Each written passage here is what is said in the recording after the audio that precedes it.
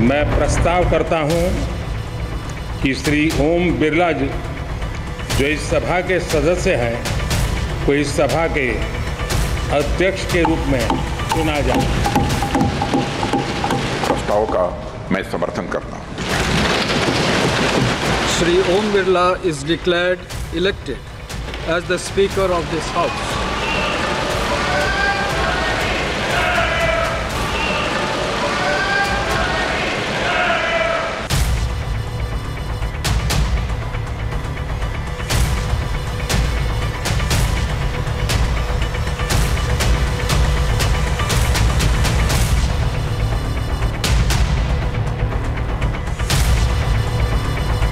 ये सदन का सौभाग्य है कि आप दूसरी बार इस आसन पर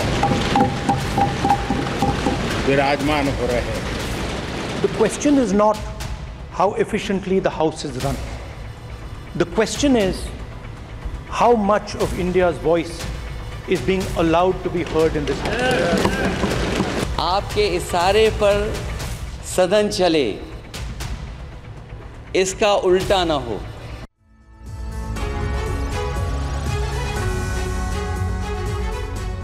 नमस्कार, TV9 भारतवर्ष पर आप सभी का स्वागत है। आपके साथ मैं हूं प्रतिमा मिश्रा, मेरे साथ मौजूद है समीर अब्बास। और जैसा कि आप देख रहे हैं, ओम बिरला एक बार फिर से स्पीकर बन चुके हैं। जी हां, दूसरी बार लोकसभा स्पीकर बन चुके हैं ओम बिरला। इस वक्त की बड़ी खबर आपको बता दें, प्रधानमंत्री मोदी ने कहा आपने इतिहास रचा। राहुल गांधी ने इस मौके पर कहा सबको बराबरी का आप मौका देंगे, ऐसी हम उम्मीद करते हैं। और इस बीच अखिलेश यादव की जब बारी आई तो उन्होंने कहा कि हम उम्मीद करते हैं कि बिना भेदभाव के सदन चलेगा। तो ओम बिरला को शुभकामनाओं के साथ ही कई तरह की सलाह विपक्ष की तरफ से इस दौरान दे दी गई है। कहा गया राहुल गांधी की तरफ कि सबको बराबर आप मौका दें, तो वहीं अखिलेश यादव ने कहा बिना भेदभाव के सदन चले, ऐसी उम्मीद हम करते हैं।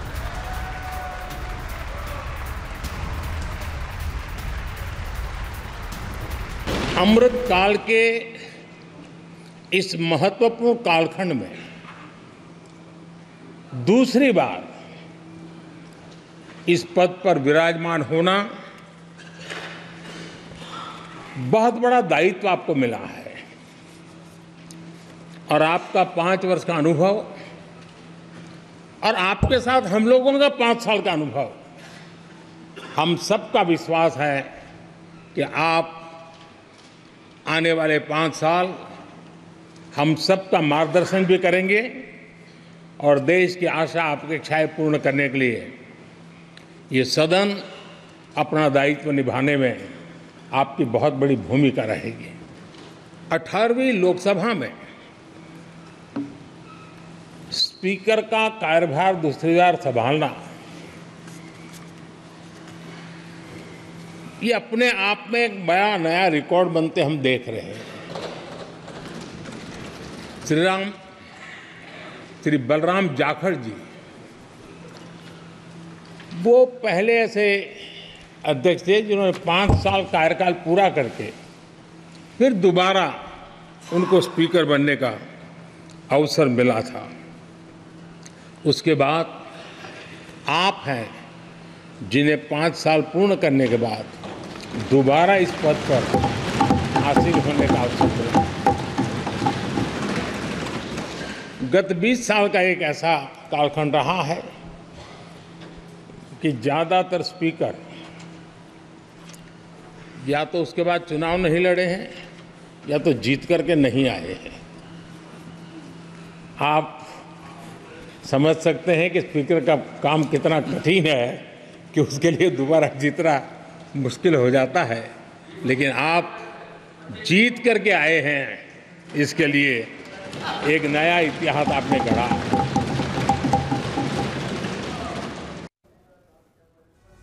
तो प्रधानमंत्री नरेंद्र मोदी ने बधाई दी ओम बिरला को स्पीकर चुने जाने के बाद। और इस वक्त एलजेपी की तरफ से चिराग पासवान केंद्रीय मंत्री क्या कह रहे हैं, सुनते हैं। पासवान जी के विचारों को लेकर हमारी पार्टी आगे बढ़ने का काम कर रही है। आपने पिछले 5 साल में सर इन तमाम विचारों को इस सदन में रखने का मौका दिया और इस बात को सर कहने में मुझे कतई कोई संकोच नहीं है कि आपके द्वारा जो फैसले पिछले 5 सालों में लिए गए उसने संविधान की मर्यादा को बढ़ाने का काम किया और लोकतंत्र को और मजबूती देने का काम किया।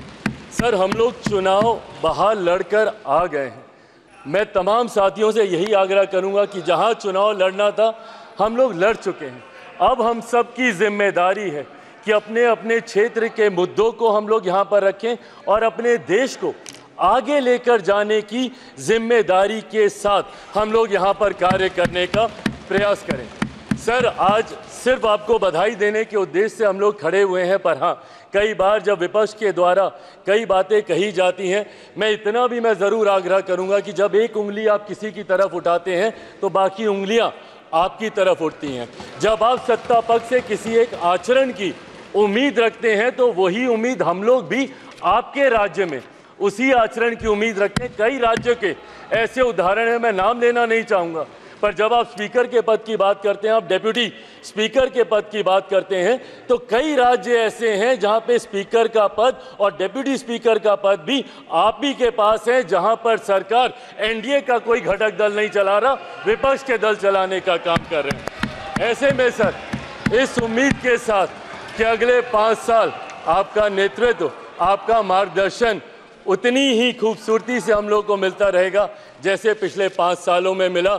मैं एक बार फिर से अपनी पार्टी की तरफ से, लोक जनशक्ति पार्टी रामविलास की तरफ से आपका पुनः स्वागत करता हूं। पिछले 5 साल के लिए आपको बधाई देता हूं और अगले 5 साल के लिए आपको शुभकामनाएं देता हूं। धन्यवाद सर।